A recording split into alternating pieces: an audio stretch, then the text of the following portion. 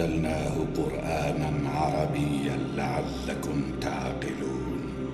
نحن نقص عليك أحسن القصص بما أوحينا إليك هذا القرآن وإن كنت من قبله لمن الغافلين. إذ قال يوسف لأبيه يا أبت إني رأيت 11 كوكبا والشمس والقمر رأيتهم لي ساجدين.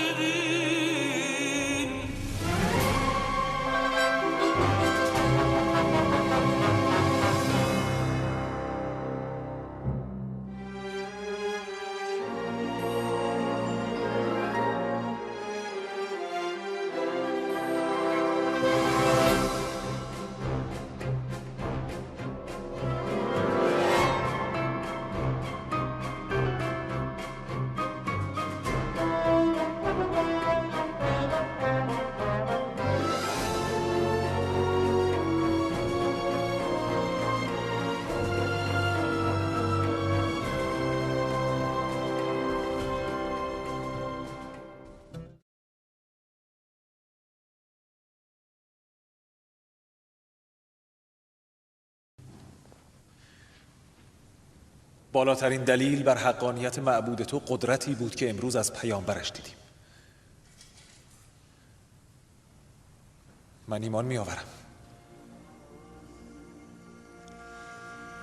خب آپوپیس تو چطور؟ راستش را بخواهی وقتی فکر میکنم که در تمام عمر موجودی بی اراده را میپرستیدم احساس حماقت میکنم. تردید ندارم که خدای تو بهتر از خدایان من است.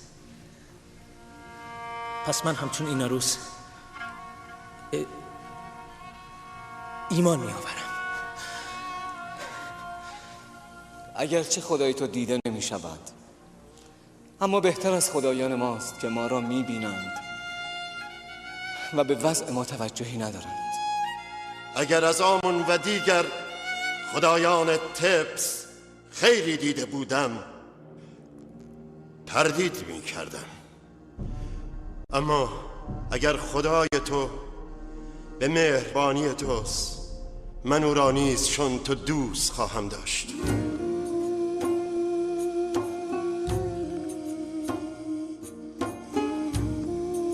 من به خدایی که پیامبران را برای هدایت ما فرستاد ایمان می آورم.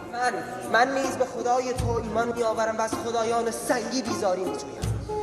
من از این پس خدایی را می پرستم که خالق من است نه مخلوق من. من نیز خداوند یکتا را می پرستم. من هم دیگر به خدایان سرد و سنگی اعتقادی ندارم.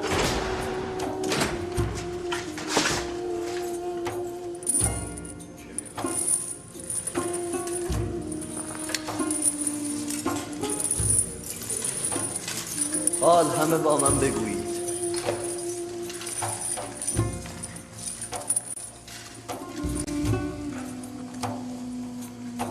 به نام خدای ابراهیم، اسحاق و یعقوب. به نام خدای ابراهیم، اسحاق و یعقوب. ما از خدایان سرد و سنگی و دیگر خدایان زمینی بیزاری می جوییم و به خداوند یکتا ایمان می آوریم.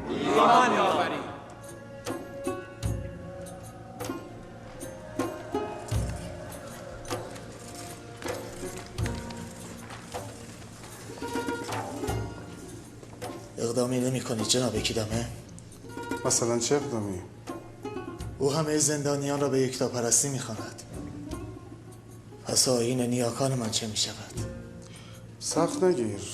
یوزارسیف مایه آرامش زندان است و ما نیز همین را می خواهیم. حال بگذار به هر آیینی که می خواهند باشند. جناب یوزارسیف، ما ایمان آوردیم اکنون خواب ما را تعبیر کن. به من قول داده اید تعبیل خوابتان هر چه بود بپذیرید، حتی اگر به زیانتان باشد. میپذیریم. ما بر سر عهد خود هستیم. این عروس، تعبیل خواب تو این است که 3 روز دیگر به شغل پیشین خود باز میگردی و به عنوان ساقی آمونهوتپ عزت و جاه میابی. اما تو آپوپیس 3 روز دیگر به دار مجازات آویخته خواهی شد و بر بالای آن میمانی تا پرندگان از جسدت بر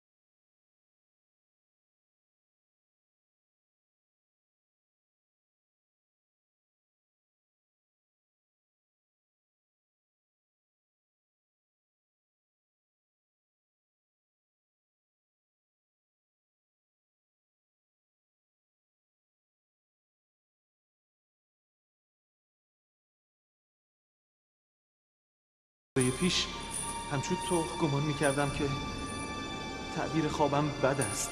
مایوس بودم. به عکس من چه امیدوار بودم. آخر چه کاری بهتر از غذا دادن به پرندگان.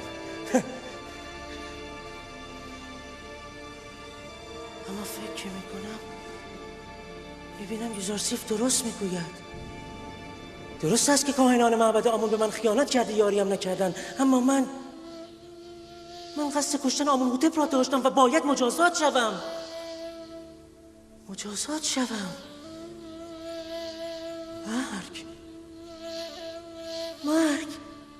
مرگ مجازاتی بدیهی است.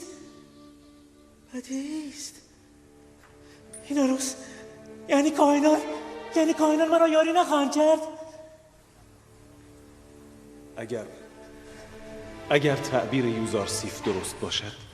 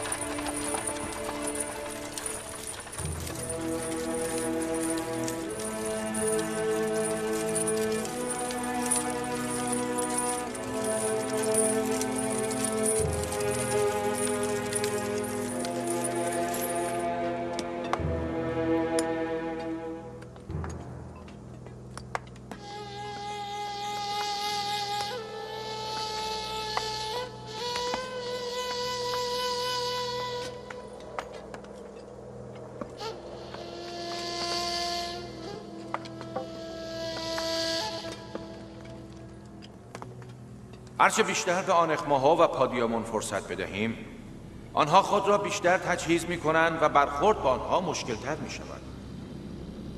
اگر قرار است برخوردی با آنها صورت گیرد، زودتر. پیشنهاد می کنم آنخماها و کاهنان را با پادیامون و کیمونی مواجه کنیم. آنان که نمی توانند اقرار علنی آپوپیس را انکار کنند، می توانند در صورت اثبات جرمشان میدانم با آنها چه کنم. تمام امکانات و اختیارات معبد را از آنها پس گرفته و به شدیدترین وجه پادیامون و آنخماها را مجازات خواهم کرد. بهتر از میهمانی بزرگی در قصر ترتیب داده آنخماها و همدستانش را هم دعوت کنیم. همزمان کیمونی کاهن ایناروس و آپوپیس را هم وارد تالار کرده و آنها را با یکدیگر مواجه کنیم. فکر میکنید این دعوت را خواهند پذیرفت؟ وقتی فرمان روا آمنحوتپ کسی را به میهمانی دعوت کند موظف به اطاعت است. هرچه زودتر ترتیبی بدهید که این مجلس محاکمه برگزار شود. اطاعت عالی جناب.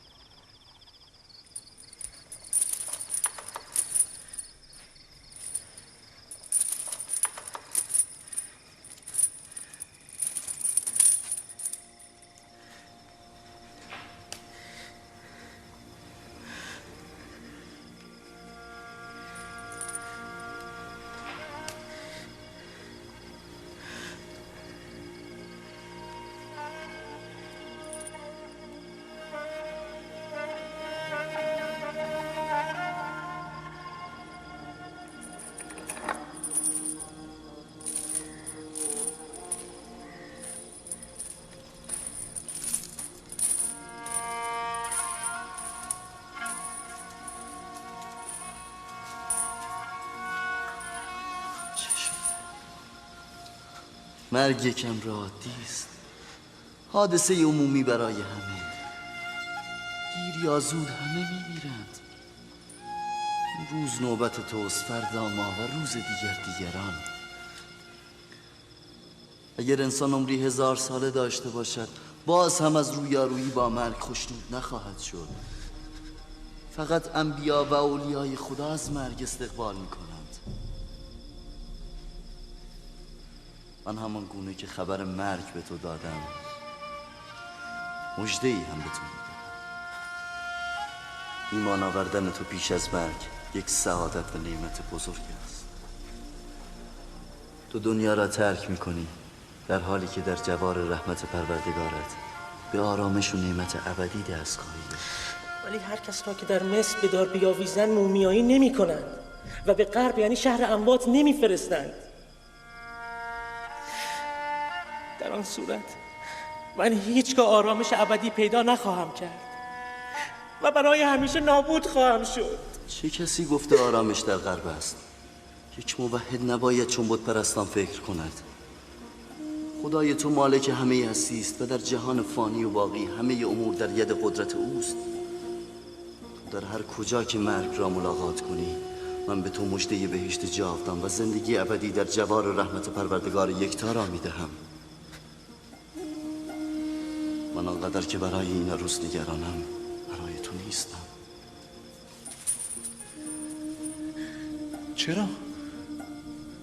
چرا برای من نگرانی؟ آیا خطری جان مرا تهدید میکند؟ نه، روح تو در خطر است. آپوپیس و تو با ایمان به خداوند از همه گناهان گذشته پاک شده اید، اما تو در این دنیا میمانی. نگرانم که باز هم مرتکب گناه شوی و به هنگام مرگ با کوهی از گناه این دنیا را ترک کنی. اما آپوپیس همچنان پاک پروردگار خیش را ملاقات می کند. باید مراقب بود. کاشتن نهال ایمان مشکل نیست، مشکل حراست و بارور کردن این نهال است. حالم هر روز دگرگونتر و دردم فزونتر می شود. همه مرا سرخوش و شاداب می پندارند از قلب چاک چاک و دل پردردم بیخبرند. کسی فریادهای فرو خورده مرا نمیشنود. چه کنم کاری ماما؟ چاره بیاندیش، کاری بکن. آرسته بانو، میخوای همه بشنون؟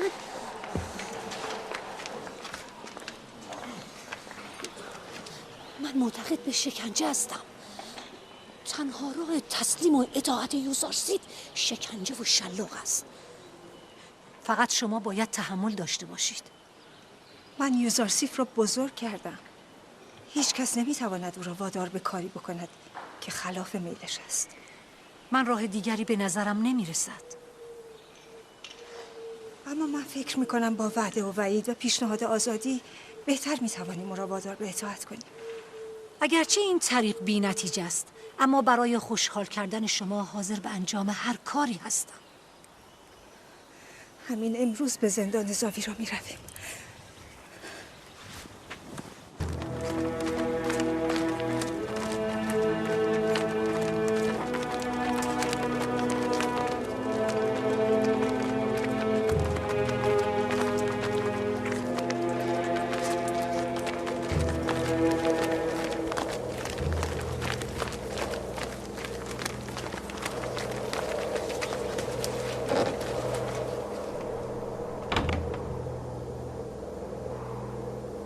درود بر بانو زلیخا. درود خدایان بر شما باد. توانستید یوزارسیف را وادار به اطاعت کنید؟ خیلی بانوی من، او اصلاح پذیر و اهل اطاعت نیست. مطیع کردن او کار دشواری نیست. شما نتوانستید.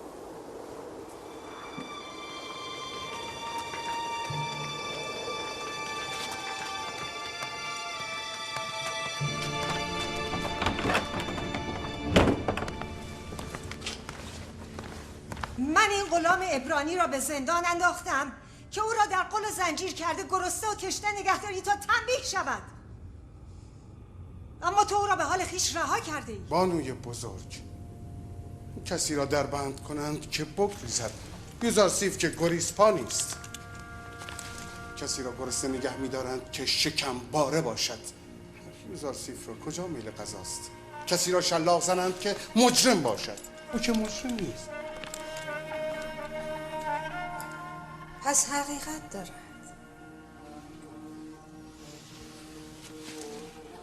یوزارسیف همه شما را مجذوب خویش کرده است. صادقانه عرض کنم این حقیقت دارد. من به بانو زلیخا حق میدهم که شیفته یوزارسیف شود. او واقعا دوست داشته نیست. از کاری ماما خواستم تا با او سخن بگوید. ایشان را نزد او ببرید. نگهبان، یوزارسیف را به اتاق ملاقات بیاورید.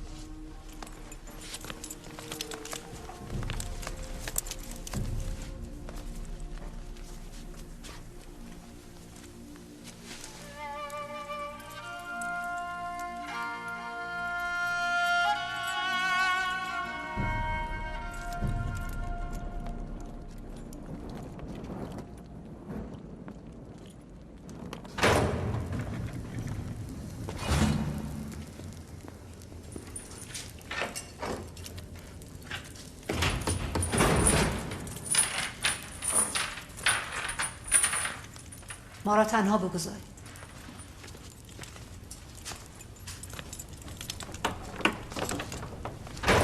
باز چه شده کریم اما؟ هنوز بانو زلیخا خیالات گذشته را در ذهن می‌پرورد. خور و خواب را که مدتی است فراموش کرده، اما یاد شما را نمی‌تواند. من دلم برای او می‌سوزد. ای کاش به جای این همه تبعیت از نفس قدری تابع عقل میشد. عاشق و عقل؟ زلیخا عاشق نیست. هوس را به خطای عشق تصور نکنید. عشق مقدس است و در دلهای آلوده آشیانه میگیرد. تو بانو زلیخا را آلوده میخوانی؟ به خدایان سوگند اگر او اجازه میداد تو را در زیر شکنجه وادار به تسلیم میکردم. اما چه کنم که زلیخا مانع میشود؟ زلیخا میداند که یوزارسیف تسلیم شدنی نیست، به همین دلیل به شما اجازه تندخویی نمیدهد. من زلیخا را دوست می‌دارم و او را در جهت رسیدن به خواسته هایش یاری می‌دهم، چه این خواسته هوس باشد چه عشق. من خواستار آزادی تو نیستم، اما زلیخا هست. من به خاطر زلیخا به اینجا آمدم تا راه آزادی را به تو نشان دهم. شما چقدر زلیخا را دوست دارید؟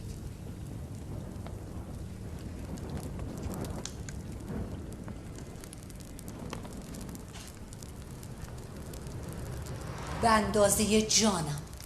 من خالق خود را بیش از همه هستیم دوست دارم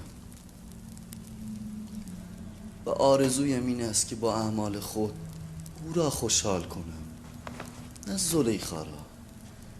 من به تو قول میدهم اگر از زلیخا اطاعت کنی و خواستش را اجابت کنی بیدرنگ آزاد خواهی شد. به زلیخا بگو یوزارسیف آزادی را به قیمت آلودگی و گناه نمیخواهد. بهتر از او هم روح خود را به شیطان نفروشد. آیا در میان زنان مصر وفای به همسر و پاکدامنی جایی ندارد؟ علیرغم همه علاقه‌ای که به زلیخا دارم باید اقرار کنم که او زن بدی است. چگونه میتواند با وجود پوتیفار بزرگ و صاحب مقام به دنبال مرد دیگری چون تو باشد؟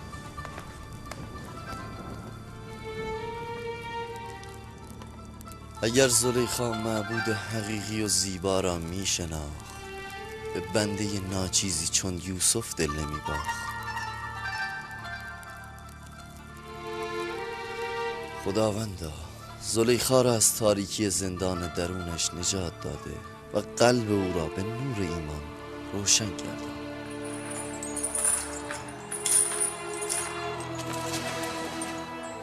بگذارید آنقدر اینجا بماند تا بپوسد. اگر یوزارسیف پشت گوشش را دید رنگ آزادی را هم خواهد دید.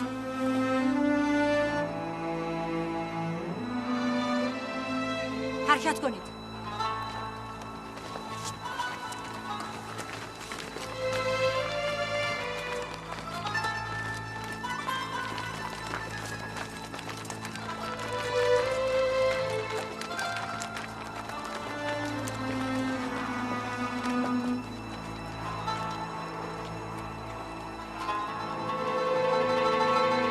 زلیخا قماربازی است که هستیش را باخته اما ظاهر نمی کند. او می خواهد خود را سنگ دل نشان دهد اما نمی تواند.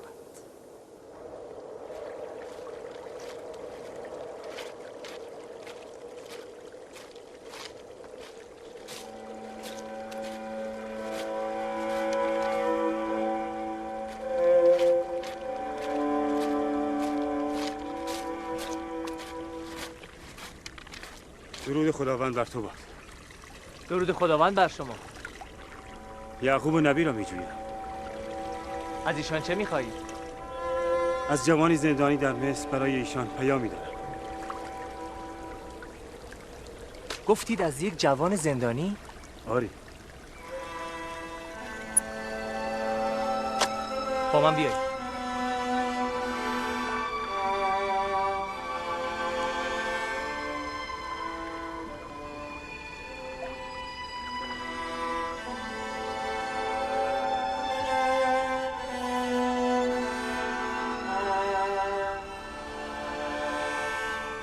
ظاهر او، قد و قامت او، سن و سالش. قامتی بلند داشت. به گمانم 30 یا 32 ساله می نمود. چهره او زیبا نبود. نامش یوسف نبود. جویای نامش شدم. گفت از بردن نام خود معذور است. زیبایی او هم از پشت ریش و موهای بلندش پیدا نبود. زیبایی یوسف من از پشت حجاب هم پیداست. نه، هیچ چیز نمیتواند او را پنهان کند. از بزرگ مردم کنعان پرسید. شما را گفتم. از 12 شاخه پربار و پرتوان سوال کرد. گفتم یکی را بریدند. چرا نامش را نگفت؟ چرا گفته معذور است؟ اگر یوسف من بود میگفت. به خاطر پدرش میگفت. گفتید از آن جوان پیامی آورده اید. آری، گفت در حق زندانیان غریب و مهجور دعا کنید. خداوند او را از بند زندان نجات دهد. زندانی گفت هرگاه دست تضرع به سوی حق برداشتید در حق فرزندان دور از پدر و غریب دعا کنید. این یوسف من است. این فرزند دور از پدر یوسف من است. میشنوی بنیامین؟ این سخن برادرت یوسف است که در فراق پدر ناله میکند. آرام باشید پدر. یوسف در مصر چه میکند؟ آن هم در زندان. غیر از این نشانه های او با یوسف تطبیق نمیکند. احساس میکنم این زندانی یا یوسف من است یا از اون خبر دارد. سخنانی هم در خصوص جانشینی خدا و شاخه بریده گفت که در خاطرم نمانده. خداوندا آن زندانی را از کنج زندان به دامان پرمهر پدر برسان. خداوند قلب پدرش را به دیدار او روشن کند. اگر رخصت دهید من مرخص شدم. خدا نگهدار. خداوند شما را حفظ کند و پاداش نیکو دهد. امیدوارم که این چشم‌ها یوسف مرا دیده باشند. امیدوارم. خدا نگهدار. خدا نگهدار.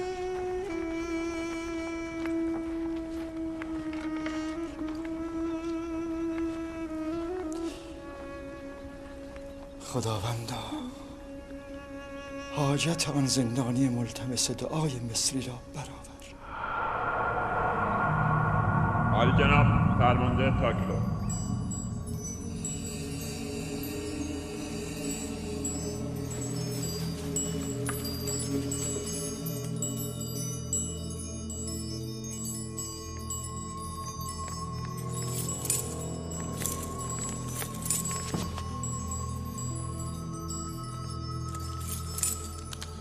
درود بر کاهن اعظم عالی جناب آنخماهو، فرمان روا آمنحتب سوم خداوندگار مردم مصر از جناب آنخماهو برای شرکت در مهمانی بزرگی که در تالار قصر برگزار می شود دعوت فرمودند. امید است کاهن اعظم این مهمانی را با حضور خیش مزین فرمایند.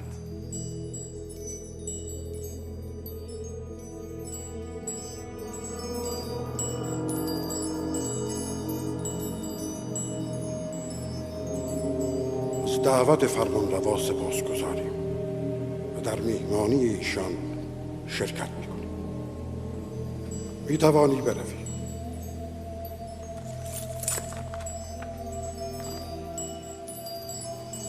چرا پذیرفتید؟ ممکن است دسیسه‌ای در کار باشد. چاره ای نیست. شرکت نکردن یعنی تمرد، یعنی اعلان جنگ بر علیه آمنحتب. از طرفی اگر آبوکیس به جان آمنحتب سوءقصد کرده باشد ممکن است ما متهم به تحریک شده باشیم که نرفتن ما یعنی تایید این اتهام. اگر این میهمانی یک دام و توطئه بود چه؟ پادیامون باید به سربازانش دستور دهد تا آماده شوند تا در صورت خطر اقدام کنند. ما هم تعدادی از بزرگان شهر را به مهمانی دعوت میکنیم تا آمنحتب نتواند در حضور اونها بر علیه ما اقدام کند. ناگفته نماند که پیروان آمون آنقدر هستند که آمنحتب جرأت نمی کند به کاهن اعظم اهانت کند. بسیار خوب، بروید برای مهمانی فردا آماده شوید.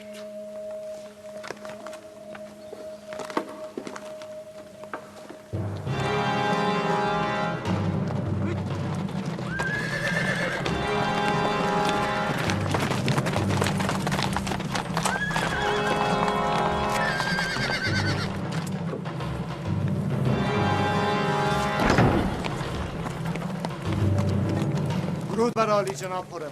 سپاسگزارم. ما برای بردن آپوفیس، ایناروس و کیمونی کاهن آمدیم. بسیار خوب عالی جناب، منتظر باشید.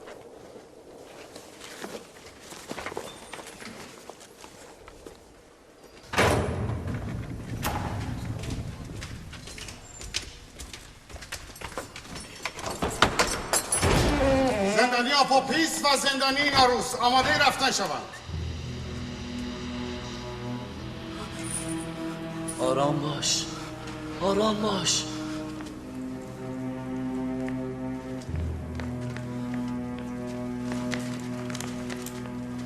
باید برای محاکمه نزد آمن‌هوتپ بروید. آپوپیس، آپوپیس، خدایی که ایمان آورده ای توکل کن و به هرچه او اراده کرده راضی باش. اگر در این دنیا بودی که باز یکدیگر را ملاقات میکنیم و اگر رفتی بدان ما هم به زودی به تو ملحق میشویم. امروز روز سوم است. آثار تعبیر خوابی که یوزارسیف کرد ظاهر شد. برخیز آپوپیس، عجله کن. باشد، باشد.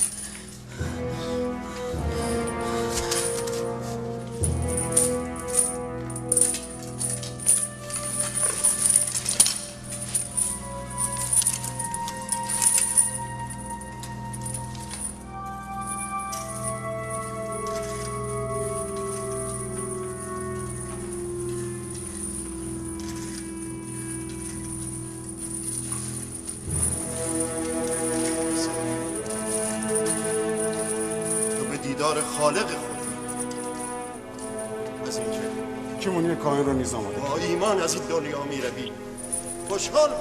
اگر زنده از اینجا آزاد شدم به دیدار شرابدار آمن‌هوتپ خواهم آمد.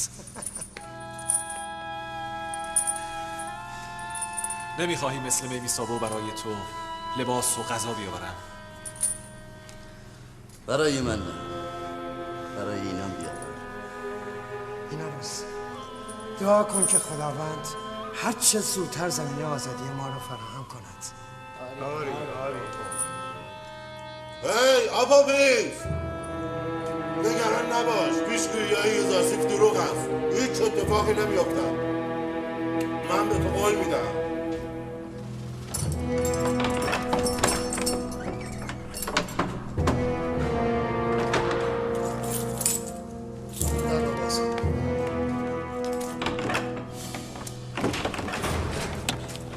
کیمونی کاهن بیرون، وقت رفتن است.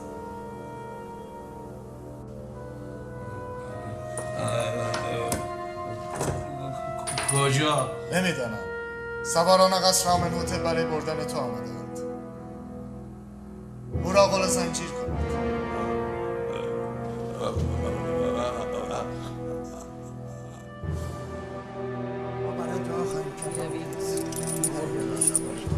من ایمانم را از شما دارم یوزارسیف. سعی میکنم اون را حفظ کنم. تو به نزد آمن‌هوتپ میروی و جایگاه و منزلت سابق را خواهی یافت. آمن‌هوتپ یک بار مرا دیده و خاطره خوبی از او دارد. از من نزد اربابت یاد کن و بگو یوزارسیف بیگناه است و بیهوده او را در حبس کرده. حتما مطمئن باشید من اسباب آزادی شما را فراهم میکنم. خدا نگهدار. خدا نگهدار.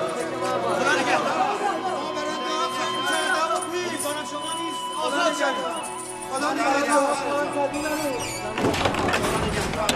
مطمئن باش که فرمانروا آمن‌هوتپ شما را از زندان آزاد خواهد کرد.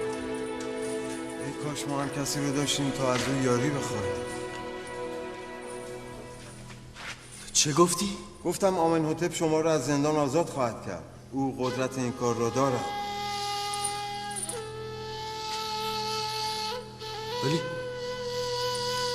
ولی من قدرتمندتر از آمن‌هوتپ را میشناسم. چرا به او نگفتم؟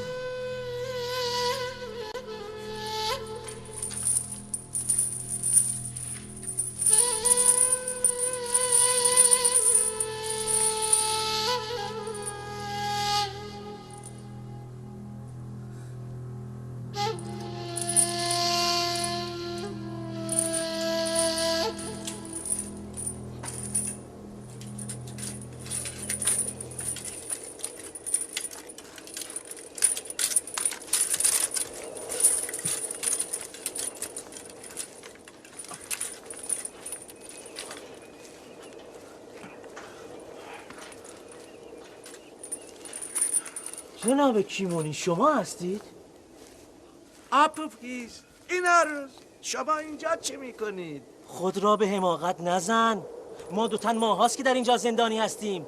اما هیچ یک از کاهنان و مسئولین معبد به سراغ ما نیامدند. چرا باید می آمدیم؟ زندان شما چه ارتباطی به ما دارد؟ خیلی پستید. ما به خاطر شما در زندانیم.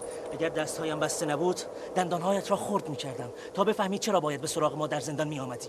رذل کثیف. چهره آنها را بپوشانید. نباید شناخته شوند.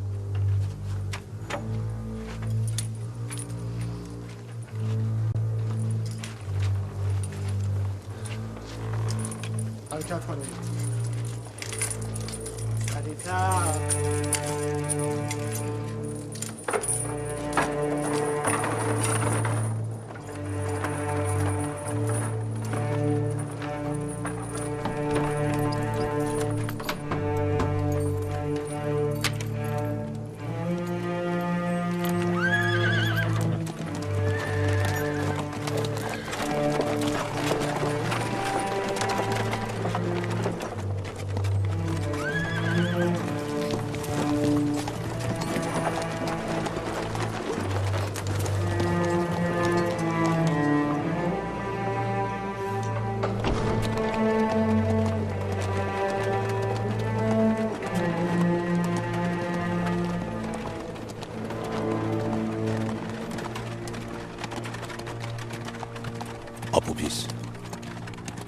آپوپیس ها؟ آیا تا به حال سخنی گفته ای؟ نتوانستم شکنجه را تحمل کنم. همه چیز را گفتم. به نابودی بستگان و همسر و فرزندانت فکر نکردی؟ شلاق و شکنجه هر فکری از سر آدم بیرون میکنه. به هر حال کار از کار گذشته. میدانم که شما تهدید خود را عملی نخواهید کرد. هنوز دیر نشده. این کار کن. یقین بدان که معبد انتقام سختی از تو خواهد گرفت. اقرار کرده نزد همه. این کار فایده ندارد. بگو اقرار در اثر شکنجه بوده. از ترس جان اقرار کرده ای. بوتیفار آنقدرها هم ساده نیست. نمیپذیرد. چاره ای نیست. اگر این کار نکنی تمام بستگان و خیشانت را از دست خواهی داد. ببندید دهنت را. ساکت.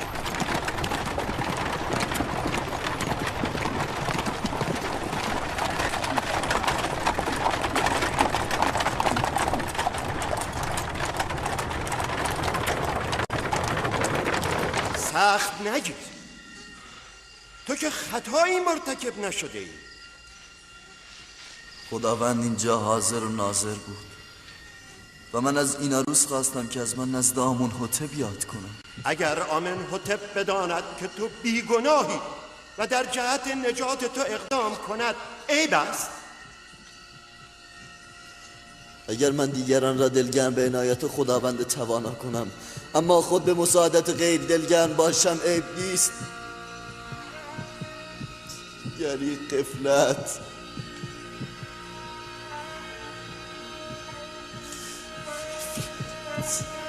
تو فقط خواستی که فرمان روا از حال تو غافل نباشد و متوجه بیگناهی تو شود. همین. آنجا که خداوند ناظر و متوجه بیگناهی من است چه نیاز به توجه غیر؟ من از خداوند پوزش می‌طلبم، توبه می‌کنم.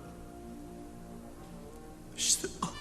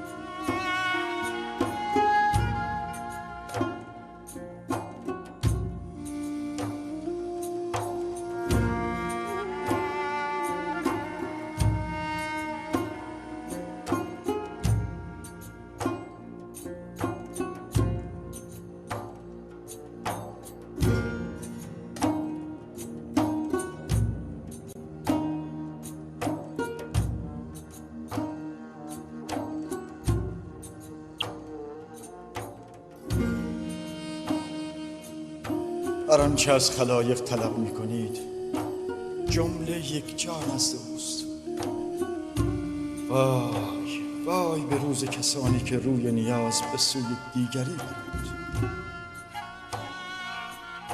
بسا خلایق رسوا شوند اگر روز موعود خداوند با عدل ظاهر شود. بسا پرده ها دریده شود اگر او با عدالت بر خلق بنگرد.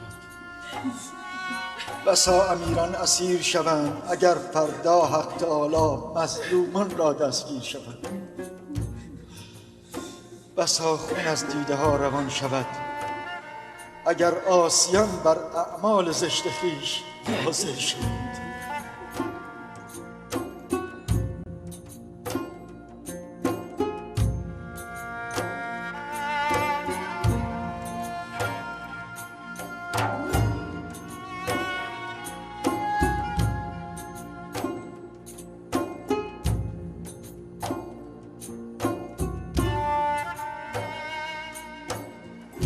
آمده ای که مرا به مجازات خطایم آگاه کنی.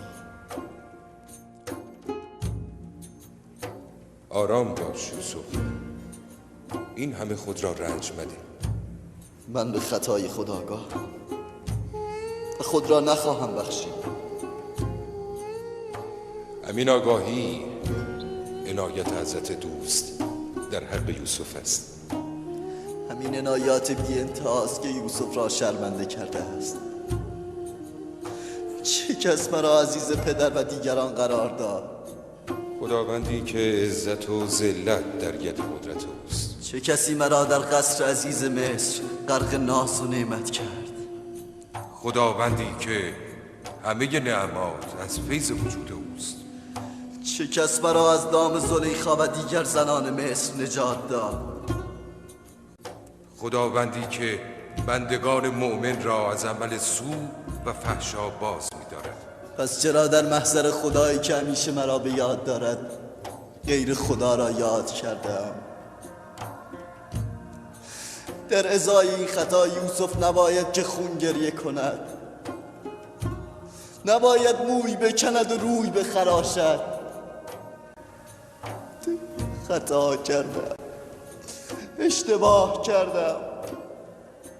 از خداوند بزرگ عذر تقصیر می‌طلبم. اگر یوسف به خطای خیش واقف نمی‌گشت و این گونه عذر تقصیر به پیشگاه حضرت دوست نمی‌برد، مطرود درگاه حق می‌گشت و از مقام نبوت عزل می‌گردید.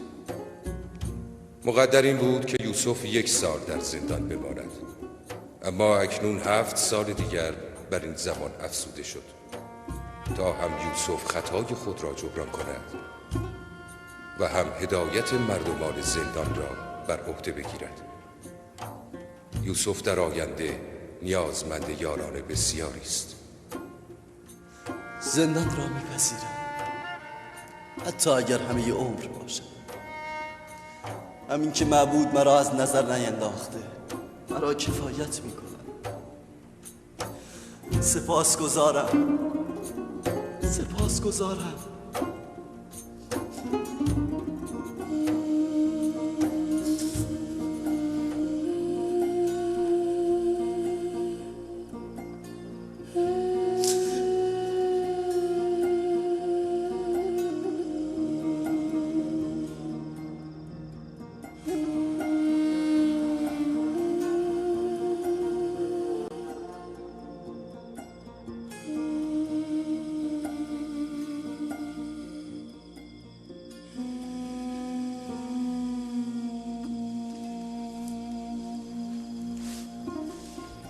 مرا ببخشید، خوابتان را شفتم.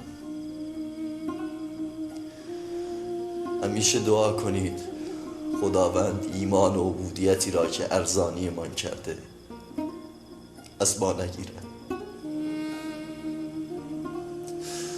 همیشه بگویید پروردگارا قلبم را تاریک و تباه نکن بعد از آن که هدایتم کرد.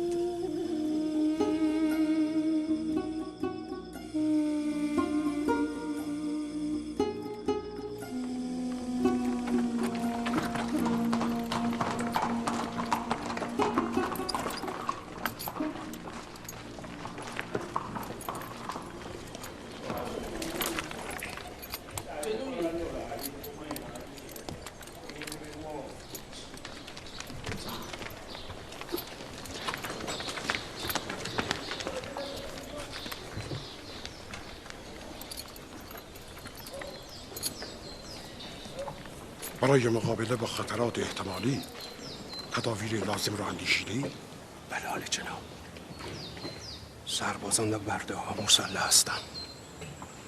تعدادی سربازم در بین مردم مسلح هستند. گفتم اگر خبری شد حمله کنم. سعی کن بر خود مسلط باشی. بیهوده خشمگین نشوی.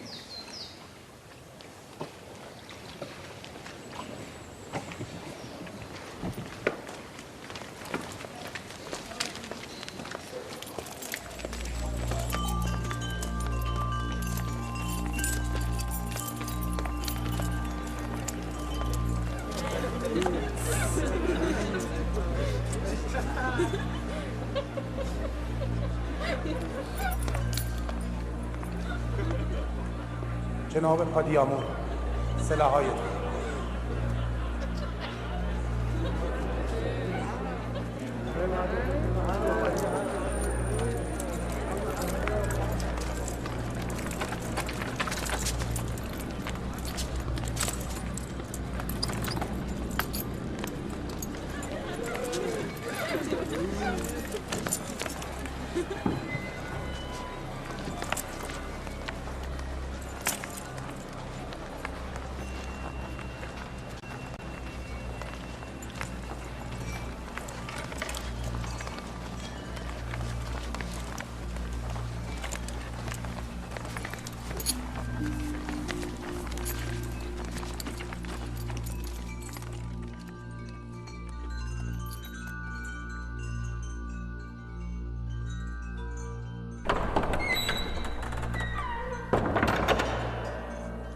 فرمان روای سرزمین مصر خدایگان آمنوتب سوم وارد می شود.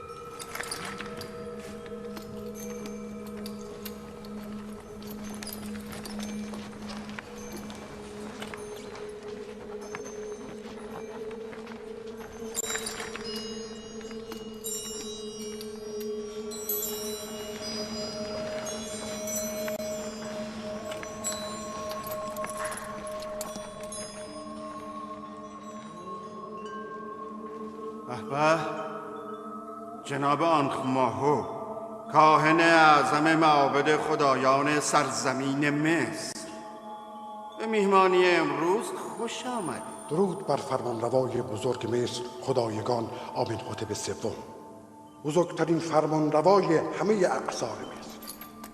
آیا به راستی جناب آنخماهو القابی را که به کار میبرند قبول هم دارند؟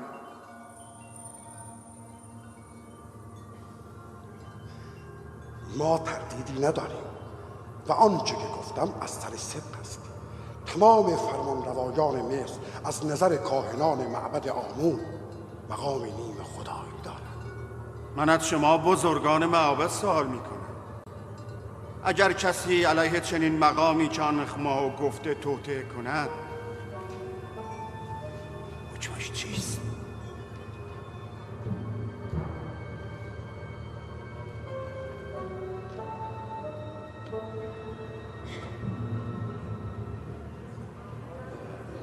ما چنین گمان میکنیم که نمامی بدخواهان ذهن جناب فرمانروا را نسبت به ارباب معابد مغشوش کرده است. ولی جناب فرمانروا مطمئن باشند که بدگویی خبرچینان نمیتواند از ارادت ما نسبت به فرمانروا بکاهد، هرچند که خاطر عزیزشان از ما مکدر شده باشد.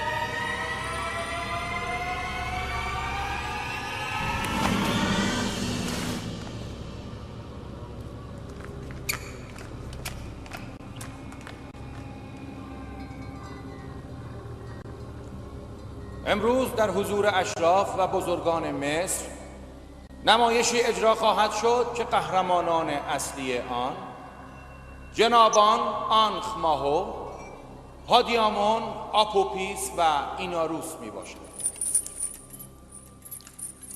خب جناب آنخ ماهو، آیا اینان را می شناسید؟ بله، اگر اشتباه نکرده باشم اینان سفره‌دار و شرابدار جناب آمنحتب هستند. آیا رابطه این دو با معبد را آشکار می کنید؟ یا از آنان بخواهم که همه چیز را برملا کنند؟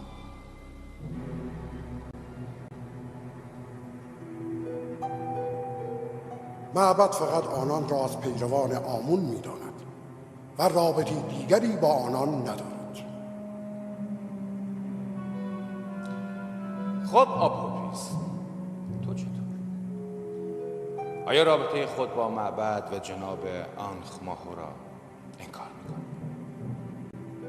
من نمیدانم جناب پوتیفار از کدام رابطه سخن میگویند. از رابطه با آنخ ماهو، از دسیسه‌ای که بر علیه جان آمنحتب صورت گرفته بود بگویید.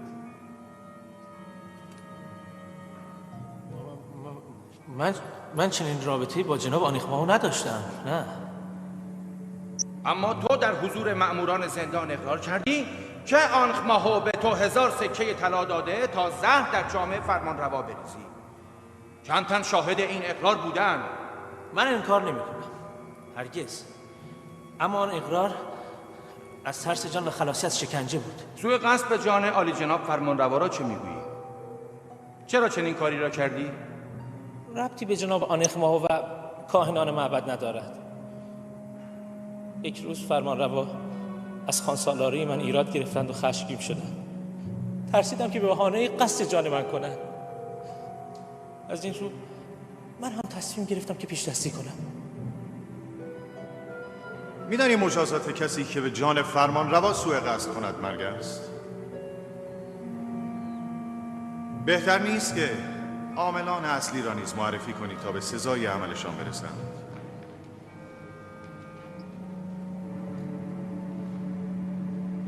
جناب پوتیفار، چرا به اصرار می‌خواهید خادمین معبد را شریک جرم کنید؟ او در حضور مردم رابطه خود را با معبد انکار کرده است. شما دیگر در صدد اثبات چه هستید؟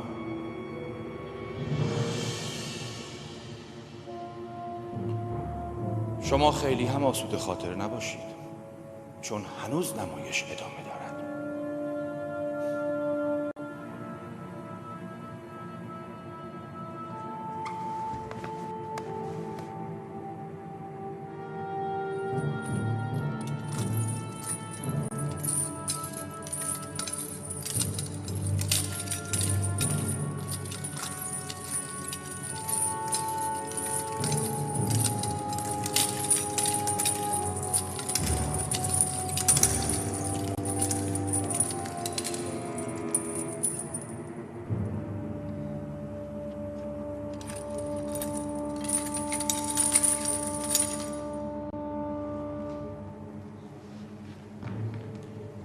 خب جناب کیمونی، شما جلوی زندان زاویرا چه می کردید و چرا سراغ آپوپیس را می گرفتید؟ به خاطر همسر و فرزندانش که گریه می کردن و از آپوپیس بی اطلاع بودم. قول دادم خبر خوشی برایشان ببرم. همه جا سر زدم. جلوی زندان زاویرا که رسیدم توسط مأمورین شما دستگیر شدم. ولی آپوپیس پیشتر در زندان اقرار کرده که توسط شما نزد آنخ ماهو رفته و برای کشتن فرمانروا تدبیر شده است. اقرار تحت شکنجه هیچ ارزشی ندارد جناب هورنهو.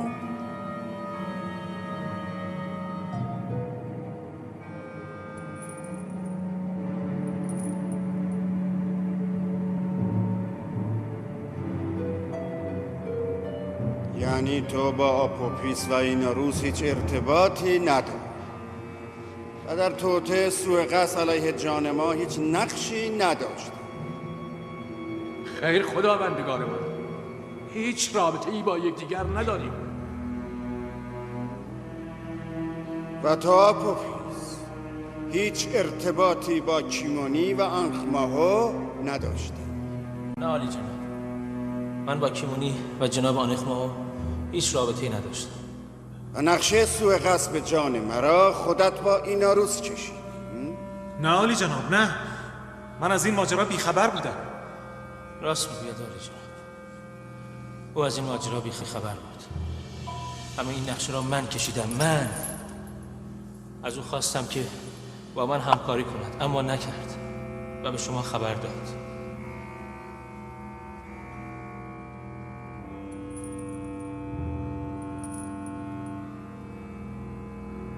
از جلوی چشمانم دور شو پیش از آن که اینان از کفتاد دستور قتلت را صادر کنم. دلیه اینا تو را نجات داد. بار دیگر اگر توطئه کنی آمون هم نمیتواند تو را نجات دهد. دور شو.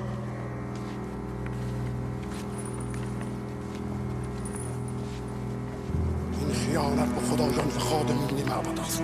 اینها کافرم و آمون اهانت میکنند. این اهانت را بی پاسخ نمیماند. تو ابله جان خود را فدای آنخماهو و دیگران کردی. اگر حقیقت را گفته بودی اکنون نجات میافتی. من جان خود را فدای خانواده و بستگانم کردم.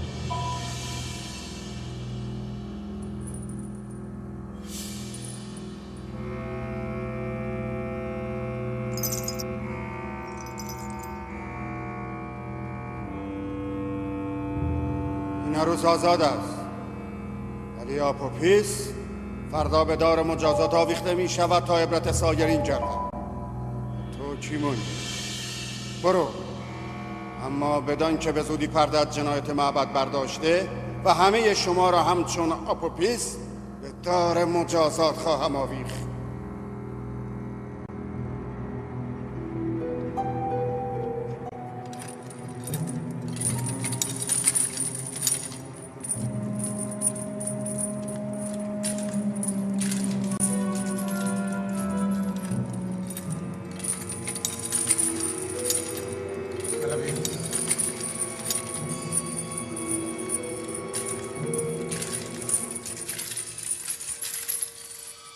نمایش تمام شد. همه بیرون.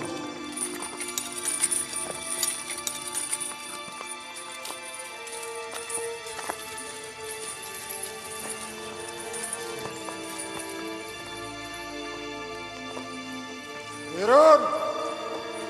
نمایش با شکست آمنهوتپ و پیروزی کاهنان به پایان رسید. همه بیرون.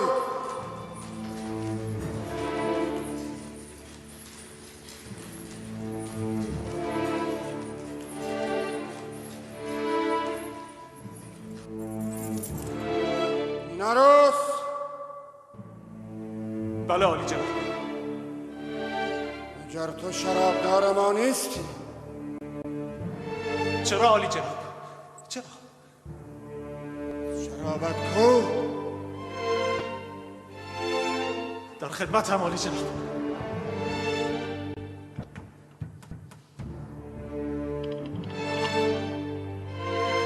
این افتضاح امشب تقصیر شما جناب پوتیف. وزیر با تدبیر و حکیم ما جرم به این روشنی نتوانست به اثبات برساند.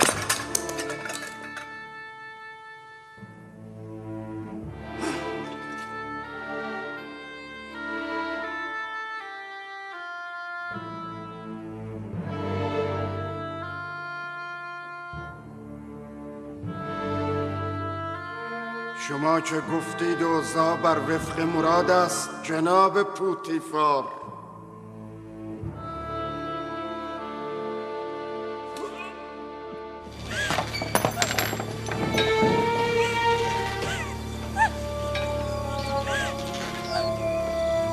آپوپیس خانسالار جناب فرمانروا آمنهوتپ سوم به جرم خیانت به همدستی با دشمنان مصر و به جرم سوء قصد به جان فرمانروا و همسر و فرزندش به دار مجازات آویخته می شود.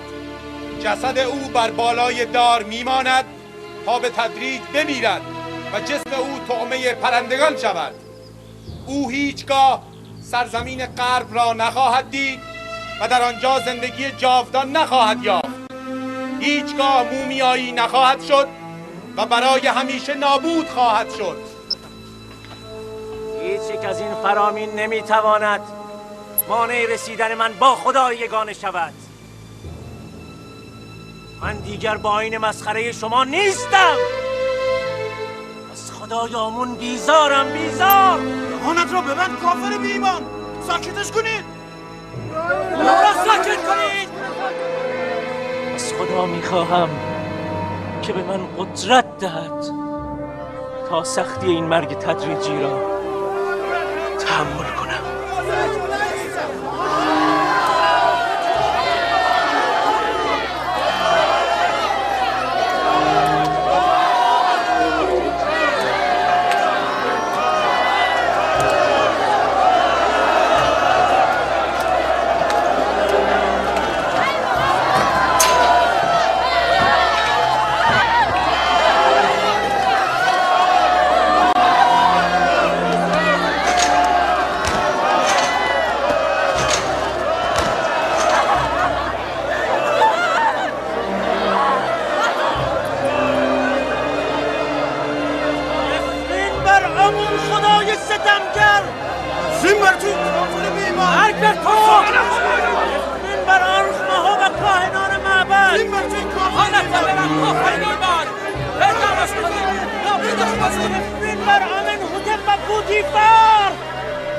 تو حق داری.